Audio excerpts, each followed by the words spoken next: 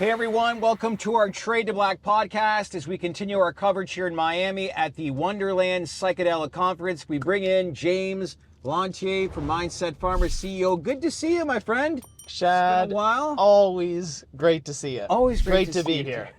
A year ago, we were on a yacht. We were. Should be. Well, the yacht was rented this year. On a boat. Always a good time to be in Miami, right? I mean, I don't know when a bad time would be. Right? Yeah. Especially this time Sunny of year. out. Especially this time of year. Yeah. The future of finance, they call it. So here we are, a year later, second annual conference. It's considered one of the biggest psychedelic conferences, or I should say biotech. I know, well, wouldn't go far as biotech. Biotech, there's some big conferences go on, but pertaining to this industry specifically, it's viewed as one of the leaders. What do you think is the big takeaway for investors that gives them hope? You look at the industry over the last 12 months. Stocks down 80, 90%. Walking away, this move's too slow. I don't know where this is going to go. There's only going to be a few players left. What do you communicate to your investors to provide hope moving forward? I think, people need to understand, people who watch the space, shareholders, that this is biotech, so it is a bit of a longer game. Yeah. But, I'm only, more optimistic, even more optimistic than I was last year. Why is that? Everything is heading in the right direction. The programs are heading in the right direction. That's great. All the data that keeps coming out, the data around psilocybin, the data that we see in our programs, everything is headed in the right direction. The overall mission here to, get potentially life-changing drugs to patients who are, out of options in many cases, this is going to happen. Yeah. Is going to happen. And with every passing week and month, we are building the foundation of making that happen. The capital market stuff, public market stuff, it comes and goes, but and it'll come back. And when it comes back, it'll come back bigger than ever, because the key companies in the space will have moved forward, and it's all just headed in the right direction. The feedback that I'm getting is 2023 is going to be the breakthrough year for further research. You look at the big company in the space, which is Compass, towards the back end of 2023. Christian Egermeyer was saying in a matter of if, but there's going to be compelling data that's going to come out. And other CEOs are saying they think this could be the lifesaver of the healthcare industry as to where this industry is going. So when you look at all that, patience is a virtue, and that's probably not a virtue that a lot of investors have in today's day and age. But when you look at that, you can't help but feel hopeful, knowing that you look at the condition that we're in right now as a society. There's data, and it all comes down to when an FDA makes a decision, it's not about any government officials and what they think. It all comes down to data, which is going to be compelling.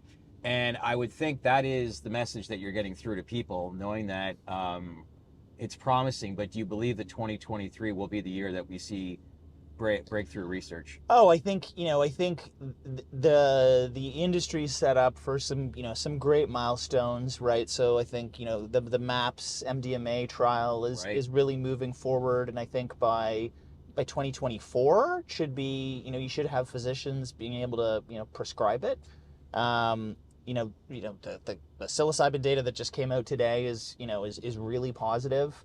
When we talk to, psychiatrists and the people on the front lines, in their view, it's pretty much settled that these drugs have, a real role to play in helping people. So I think that, we just need to remember that, again, it's a biotech class, which means, we measure success by drugs moving through clinical, trials and ultimately getting to patients. It's a bit of a longer game, but in this case, the end game here is absolutely enormous, because we say it over and over again, but it doesn't make it any less true. There's a desperate need for better therapies. Right. Drug development is not cheap, as we know. A lot of players, I think, were told kind of a lofty story, to say the least, in the last 18 months, and we've saw a lot of companies go away. A lot less public companies at this year's conference, but that's okay, because there's a lot of private companies further educating people on the initiative that's at hand. You're still here. You focus a lot on second generation psychedelics right now, and you're one of the, if not the only psychedelic companies that has an existing partnership with a pharmaceutical company. What's that say about your company as to where you're at right now? Well, we couldn't be happier with, the direction of our business. So yeah, we have a partnership with the development arm of Otsuka Pharmaceuticals. Right. And the programs that we're working on with them are moving along really well. All the data that So everything that's been announced since last January is going, it's the course that you predicted, and it's moving along good. We're really happy with the direction things are headed in. We're partnered with them on 2 of our families. We just recently announced that we've picked a lead from one of our families, which is our really kind of it's what we call our family 2, and it's sort of a 3rd generation psilocybin inspired drug that has significantly shorter duration of action, and that's really seen to be kind of one of the potential impediments to the adoption of psychedelic assisted psychotherapy. It's a long 6 to 8 hours is a really long time to have to spend in clinic. So that's one of the issues that we're trying to solve for. We picked a lead from that family. It's in what are called IND enabling studies, which are safety studies you need to do before you go into human trials. So we're hoping to get that drug into clinical trials by the end of next year. End of 2023. That's right. And really 2023, we should, the goal for 2023 is to have, two drugs in clinical trials. And what would you like to see, like 6 to 8 hours, as you said? Like, could we see at one point where somebody's at work, goes to a clinic, and they can go back to work the later that day? Is that what the goal eventually would be? Yeah, I mean, I think that would certainly be, ideal. It would be ideal that you could get to a drug that allowed people to, go on with their lives, for the rest of the day, and didn't effectively, take up, the entire day. The thing with psilocybin is, as great as it is, the peak experience is about 2 hours, but the side effects linger for another, 6 to 8 hours, and you can't let someone, leave your clinic until that's kind of run its course. So shorter duration, I think, based on, all the conversations that we've had with practitioners, psychiatrists, they're really hoping that we'll be able to get to a drug that delivers the same benefit as psilocybin, but does it in a shorter, more convenient duration. So when I brought up, like, there's a lot of companies out there that are focusing on the development of new novelty drugs. This is your focal point.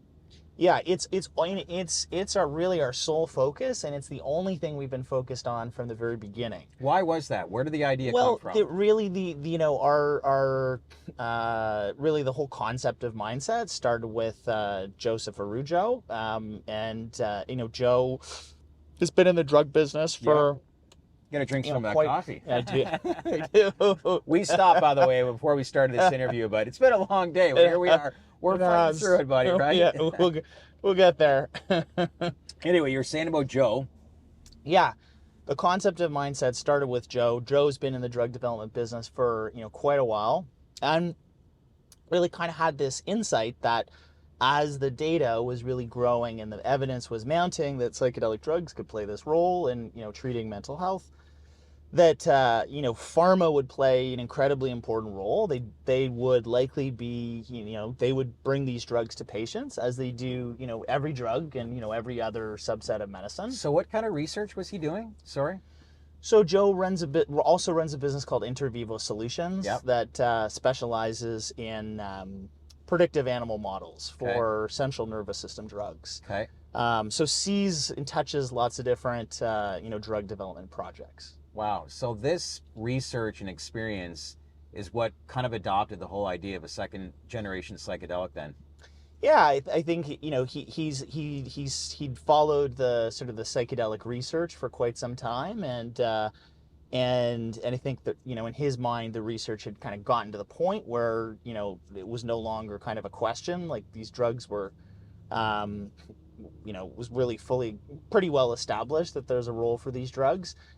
And again, his insight was, pharma is going to be really interested in this class of drugs, but they're going to really look at the first generation drugs like psilocybin as really kind of just a proof of concept. And they're going to skip past those, and they're going to want to bring new drugs to market, new drugs that have been optimized for like some of these shortcomings like duration, but also drugs that are chemically novel, like new. Right. So they enjoy, much stronger intellectual property rights, because psilocybin has been in the public domain for decades.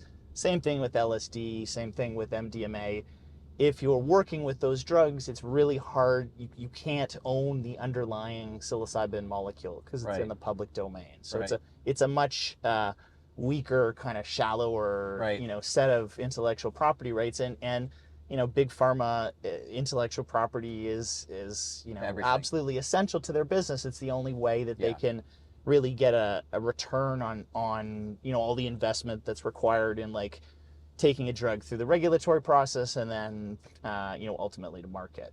Cash position right now, like where you guys currently at with your partnership with Otsuka? What can people and your shareholders anticipate as far as growth and where you're at position wise? Are you looking to raise more money at this time?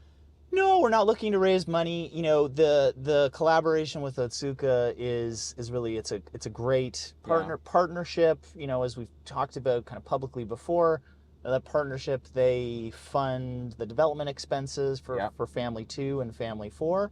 All that funding's non-dilutive, so it doesn't go to buy a share or like dilute our shareholders in any way. So it's really kind of the ideal partnership for our equity.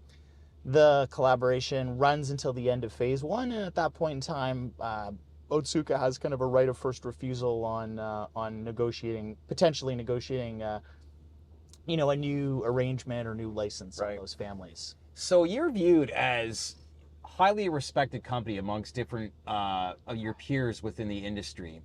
You announced last month a partnership with Cybin. I know there's certain things that you can't really comment on right now as far as the full details of that, but how did that relationship, I guess, kind of mature and develop? And I guess why did the announcement and the partnership with them make sense? Well, Cybin, it's a relatively small industry. We've known them for quite some time. And really it's pretty simple. Mindset has a lot of IP on a lot that covers, quite a bit of kind of ground in terms of the different, potential, applying different drug design strategies to the psilocybin molecule. We'll put it that way. Yep.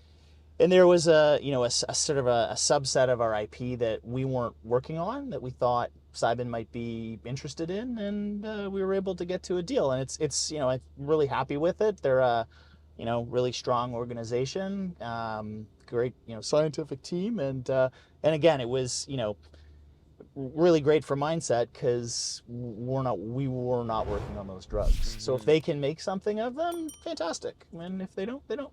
What's the biggest change from the last conversation that you and I had in person in Miami, which was a year ago at this time, to where we are today? If you had to really look at, forget the markets and everything, we've seen a lot of growth behind the scenes. What do you think is the biggest optimism about this industry over the last 12 months?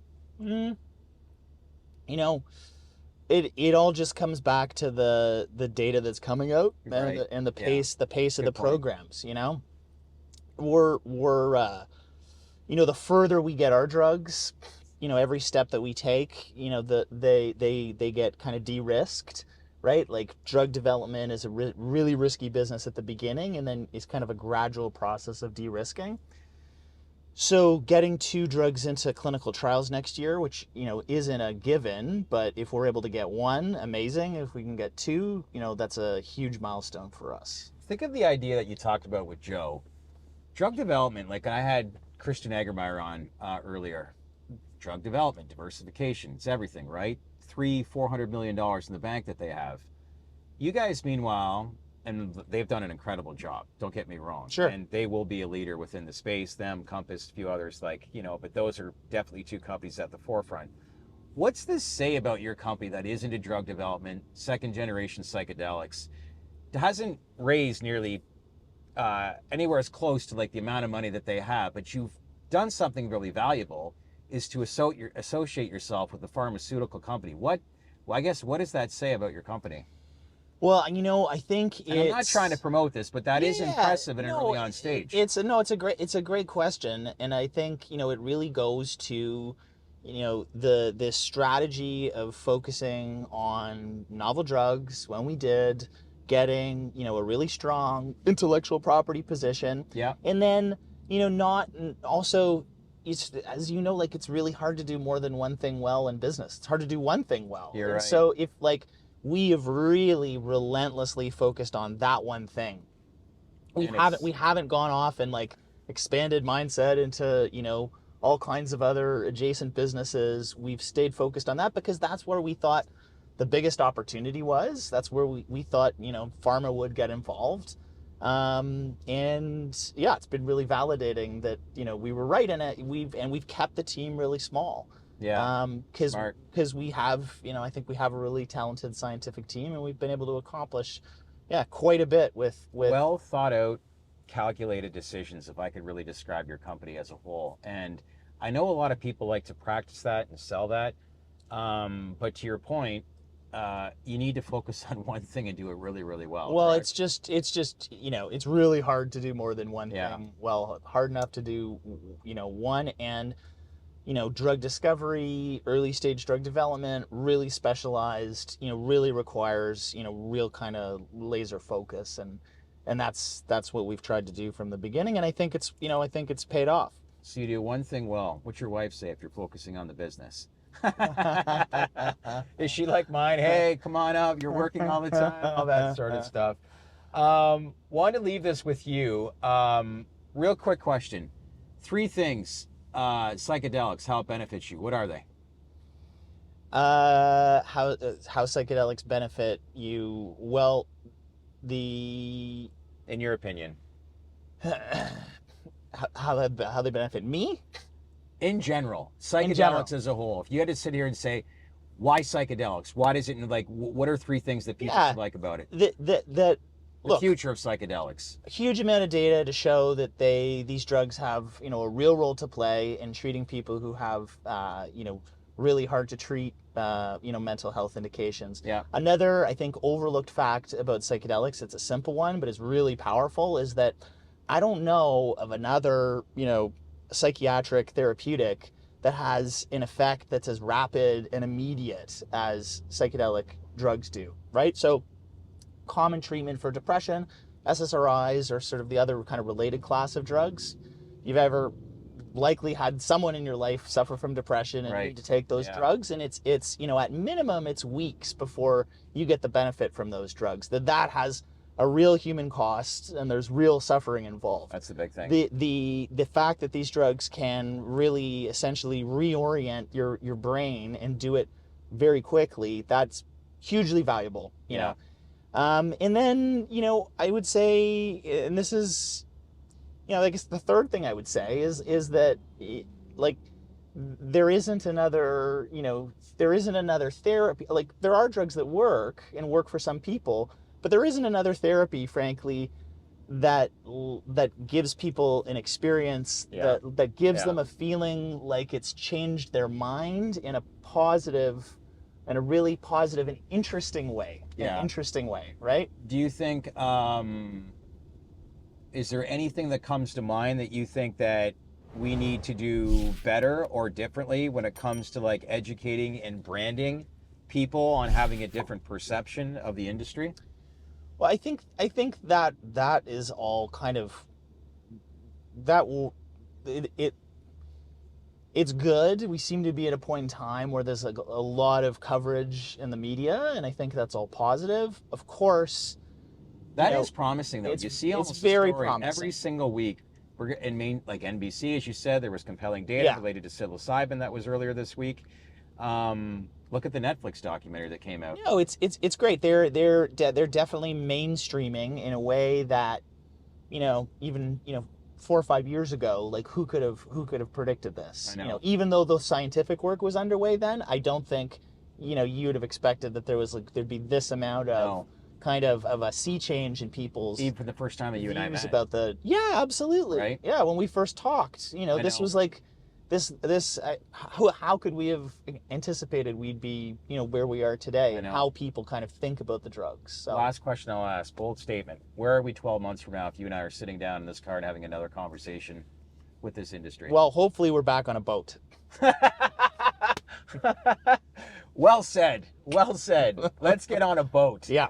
And let's, should we have it in Miami? Should we sail the world? Anywhere sunny. Anywhere sunny on a boat On a with boat. oysters. Yeah. Well said. Good seeing you, my friend. Great seeing you. All right. Thanks, James. Hey everyone, thanks for watching. So what'd you think of the interview? If there's any information that you want to know more of or want to learn about, then provide us with feedback by leaving a comment below. And if you like what we're producing, then feel free to subscribe to our channel, share this video with your network, and as well, click on that bell for all notifications because we would not be here without you. We appreciate it. Thanks for watching, everyone.